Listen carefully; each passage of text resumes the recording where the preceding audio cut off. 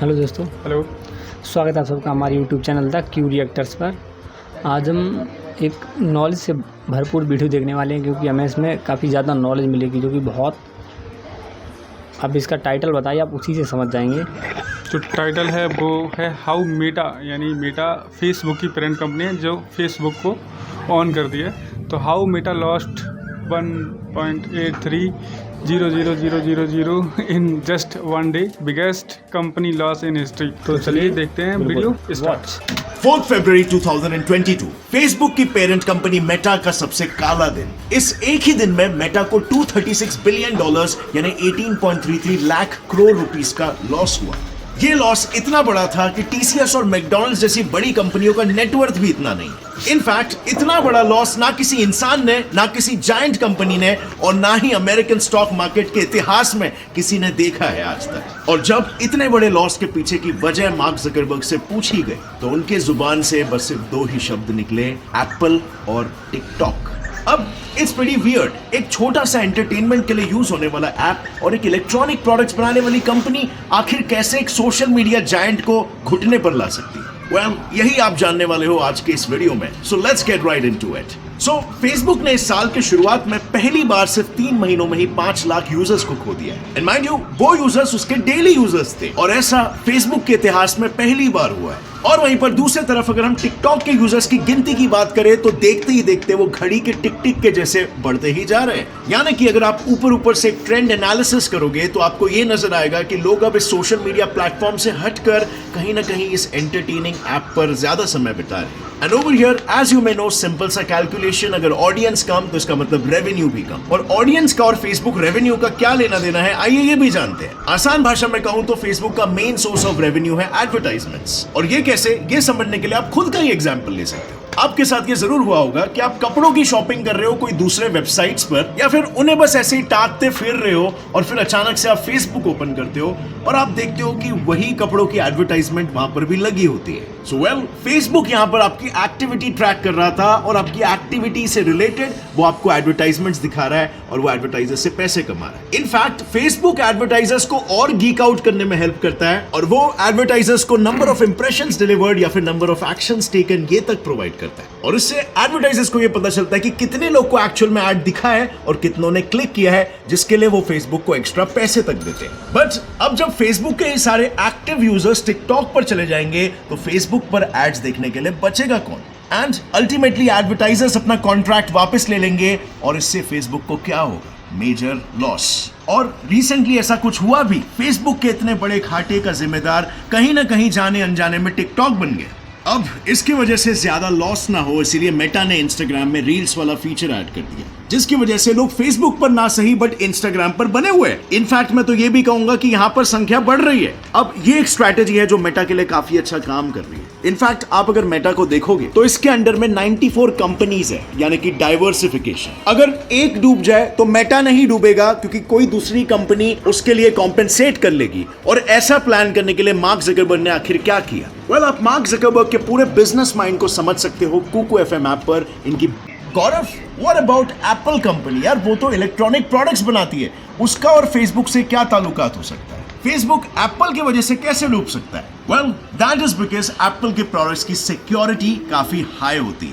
Yes, just recently Facebook को $10 billion का loss हुआ था just because Apple change it's policies. नई पॉलिसी जिसे एप्पल ने इंट्रोड्यूस किया उसका नाम था ऐप ट्रैकिंग ट्रांसपेरेंसी। दरअसल ये एप्पल का एक ऐसा फीचर है जिसमें किसी भी एप्पल यूजर का कोई भी डेटा कोई एक्सटर्नल एप्लीकेशन ट्रैक नहीं कर सकता। और मतलब इसका डायरेक्ट मीनिंग ये होता है कि फेसबुक किसी भी एप्पल यूजर के कोई भी डेटा को ट्रैक नहीं कर सकता। और अब जब डेटा ही ट्रैक नहीं होगा तो एप्पल यूजर क्या सर्फ कर रहा है, क्या सर्च कर रहा है, कहां विजिट कर रहा है, ये डेटा फेसबुक के पास कैसे आएगा? और नतीजन फेसबुक उसे क्या ही एड्स दिखाएगा। और एडवर्टाइजमेंट्स नहीं बनेंगे तो पैसे कहां से आएंगे, which means ultimately loss. And इस लॉस को अगर परसेंटेजेस में देखने जाए ना तो एड मेजरमेंट फर्म एप्सफ्लायर, इन्होंने इसी बात पर एक डिटेल स्टडी भी की थी जिसमें यह आंकड़ा सामने आया था कि 100 करोड़ आईफोन यूजर्स में से अ स्टैगरिंग 62% आईफोन यूजर्स अपने फोन्स में ऐप ट्रैकिंग ट्रांसपेरेंसी इंस्टॉल करके रखे हैं सो दैट वो अपने ट्रैकिंग को डिसअलाउ कर सके। यानी कि अब आप इस बात का अंदाजा लगा ही सकते हो कि अपने सिर्फ एक पॉलिसी चेंज की वजह से मेटा को कितने हजारों करोड़ का नुकसान हुआ होगा, और हो रहा है।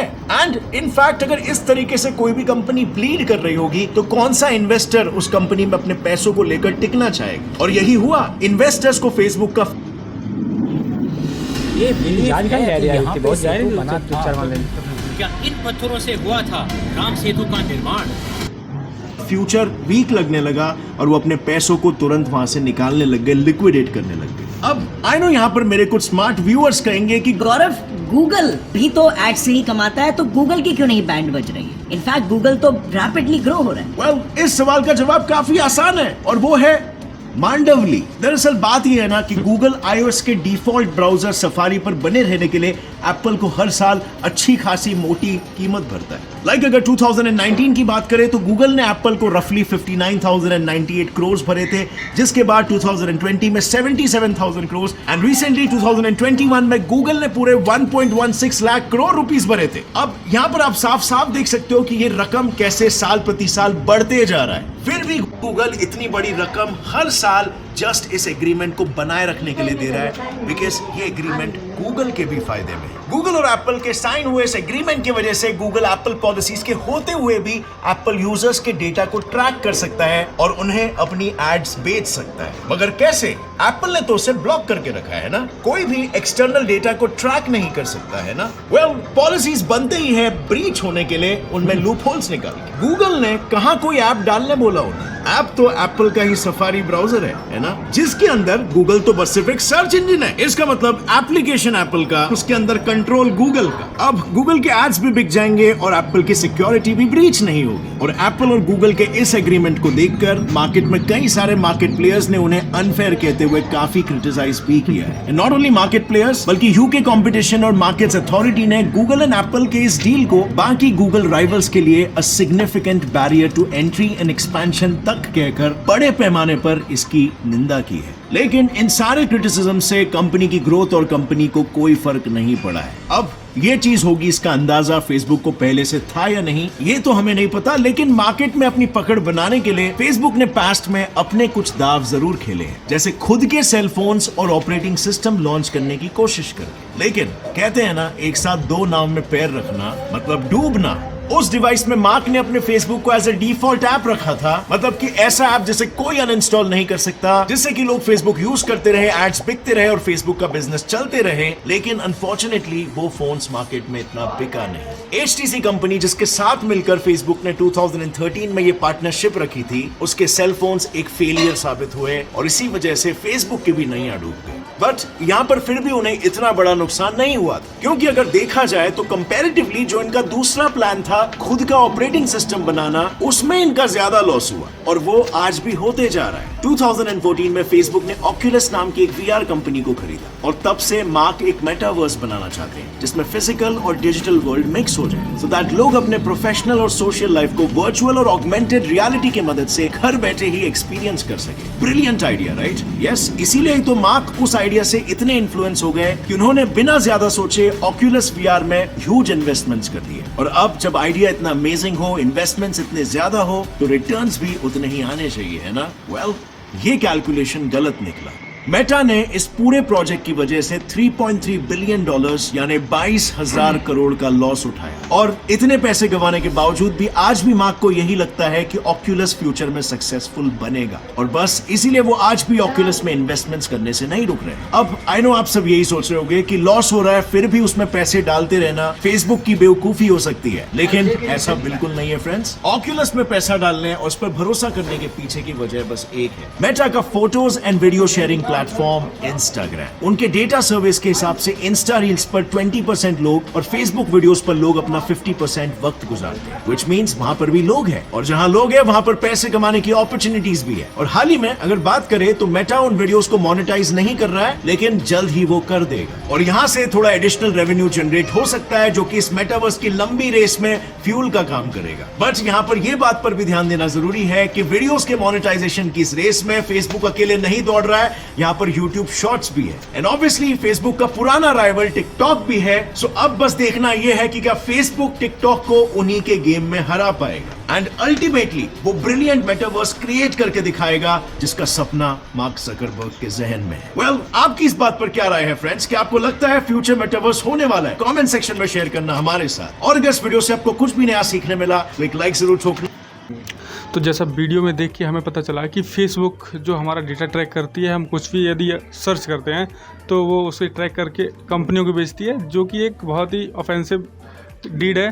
तो वो नहीं करना चाहिए। इसी वजह से क्या हुआ है कि जो उनकी सिक्योरिटी ब्रीच होती है, लोगों ने वहाँ जाना बंद कर दिया। अब वहाँ जाएंगे नहीं तो वो किन्हें ऐड दिखाएंगे, क्या लोग सर्च करेंगे?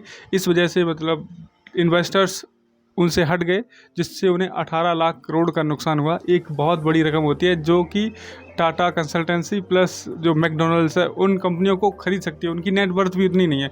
तो आप अंदाज़ा लगा सकते हो कितना बड़ा लॉस हुआ है। ये किस वजह से हुआ है? क्योंकि फेसबुक अपने यूजर्स का ध्यान नहीं रखती है, उनकी सुरक्षा का ध्यान नहीं रखती है। अभी बीच में एक ट्रेंड चला था कि फेसबुक अपने यूजर्स का डाटा चोरी करके उन्हें बेच रही है। तो it is not a fair thing for Facebook and we are all. तो जिसमें देखा जाए इसमें मतलब डेटा लीक का ये सिस्टम, जैसे आप अपने मोबाइल पे किसी भी साइट को खोलते हैं और आपके मोबाइल में फेसबुक इंस्टॉल है, जैसे आपने अमेज़ोन खोली और फ्लिपकार्ट खोली, चाहे आप वहाँ से कुछ परचेज करें ना करें या देखते भी हैं, तो ये फेसबुक क्या करता है, वहाँ से आपका वही डाटा ले लेता है। जैसे आपने कोई मोबाइल देखा, बिल्कुल आपने मोबाइल देखा, कोई कपड़े देखे, तो ये वहाँ से वो इमेजेस वगैरह कलेक्ट कर लेता है और जो इनकी कंपनी होती है वो वहाँ पे ट्रांसफ़र कर देता है। तो इससे क्या होता है, ये कंपनी वाले इन्हें वही ऐड दिखाने के पैसे देते हैं। उसके बाद आप फेसबुक ओपन करेंगे तो आपको वही ऐड आपको फेसबुक वही फेसबुक में भी मिलेगा, वही शर्ट, वही पैंट, उसी टाइप की और बहुत सारी चीज़ें। तो ये गलत है। मतलब अगर आपको जब ये कर सकते हैं, मतलब किसी भी साइट का आपका डेटा लीक कर सकते हो, तो आपके फ़ोन में क्या पर्सनल क्या है, तो मुझे लगता है ये वो भी कर सकते हैं। और सबसे बड़ी बात ये है कि यदि आप किसी भी चीज़ को लगातार देखें तो आपको उस चीज़ के बारे में एक पॉजिटिव राय या फिर मन बन जाता है। जैसे मान लो आप कपड़े देख रहे हैं लगातार, आप लेने की सोचे थे लेकिन आपने देखा चलो फिर नहीं लेते हैं, लेकिन वो पैसा भी नहीं डाले, थोड़ी देर में पा रहे हैं 10 मिनट में है नहीं, मतलब अब आ जाए 10 मिनट में, हाँ घर चलो ठीक है। तो जैसा कि इसमें बताया गया है कि जो फेसबुक है, काम करे तुम बोलिए ना, फेसबुक मतलब डेटा लीक कर देता है। हाँ, और क्या पता, बस ये चीज़ है, वो तो बोल ही नहीं जाना था। तो डेटा लीकेज की जो प्रॉब्लम है वो फेसबुक में अभी से नहीं, बहुत पुरानी समस्या है। और फेसबुक का इतिहास ही इस तरह का रहा हुआ है। जैसा कि उन्होंने बताया था कि फेसबुक डाटा चोरी करता है और उससे सेल करता है और उससे पैसे कमाता है। अभी क्या हुआ है कि फेसबुक के जो राइवल्स हैं टिकटॉक और एप्पल्स, उन्होंने अपनी सिक्योरिटी के ऊपर काफ़ी ध्यान दिया है, जिससे उनका यूज़र बेस बढ़ रहा है। तो फेसबुक को चाहिए कि यदि वो मतलब मार्केट में रहना चाहते हैं तो अपने यूजर्स फ्रेंडली नियमों को बदलें। बिल्कुल।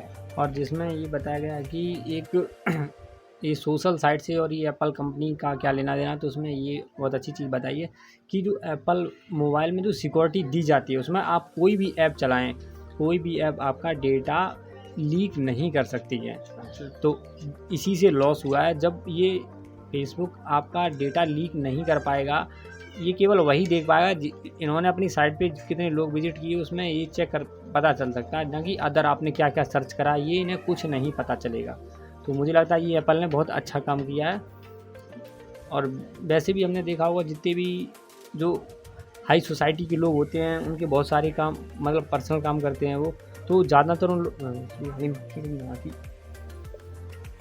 जो भी हाई सोसाइटी के लोग होते हैं, ज़्यादातर उन लोगों के पास एप्पल का फ़ोन होता है। आप उनमें ट्रेंड भी कह सकते हैं। और इससे एक चीज़ ये श्योरिटी मिल जाती है कि जो एप्पल फ़ोन कभी भी अपने कस्टमर का डेटा लीक नहीं करता। एक बार आपको वो किस ध्यान है जो अमेरिका में एक टेररिस्ट को लेके हुआ था, तो अमेरिकी कंपनी ने फेसबुक से एप्पल से गवर्नमेंट बिल्कुल एप्पल से कहा था कि आप अब इसका डेटा हमें दे दो। कंपनी ने मना कर दिया था कि हम अपने कस्टमर का डेटा आपको नहीं दे सकते। फिर बाद में उसमें कुछ भी हुआ, पर मुझे तो मैंने ये एक न्यूज़ में सुना था। तो ये कह सकते हैं कि आप पूरे देश के खिलाफ हो जाते हैं कि आप डेटा। अब मैं जो बता रहे थे कि एड्स की सेलिंग, उसमें मैं ये कहना चाह रहा था कि यदि कोई भी चीज़ आपको बार बार दिखे, आपने भले ही वो अपने मनोरंजन पर्पज़ से देखी हो, सोचा हो लेना ना सोचा हो, अगर आप वो बार बार दिखेगी तो आपका एक बार मन बदल जाएगा और आप उसे खरीद लेंगे, भले ही आपको उसकी ज़रूरत है या नहीं। तो यही चीज़ मैं कहना चाह रहा था। और सबसे बड़ी बात यह है कि एप्पल अपनी सिक्योरिटी को प्राइम पे रखती है, बहुत ऊपर रखती है, जो बहुत अच्छी बात है। और इसी तरह की वीडियोस देखने के लिए आप हमारे यूट्यूब क्यू रिएक्टर्स को सब्सक्राइब कर सकते हैं। और शेयर ज़रूर किया करें ताकि आपके फ्रेंड्स और जितने भी आपके गेस्ट वगैरह रिश्तेदार जो भी होते हैं उन सभी लोगों को पता चल जाए कि किस टाइप की ऐप हमें ज़्यादा चलानी चाहिए और किस टाइप की बहुत लिमिटेड, क्योंकि बहुत ज़रूरी होता है, डेटा आपका बहुत कीमती होता है। क्योंकि आपकी मैसेज वगैरह OTP वगैरह एक बार अगर लीक हो जाएँ तो बहुत नुकसान हो जाएगा आपका। तो इस टाइप की वीडियो भी हमारी डिस्क्रिप्शन में मिल जाएंगे, क्योंकि डेटा लीक हमारा किस टाइप से और होता है, कस्टमर केयर कॉल आना वगैरह, तो आप हमारी डिस्क्रिप्शन भी चेक कर सकते हैं। मिलते हैं आपसे अगले वीडियो में, तब तक के लिए जय हिंद।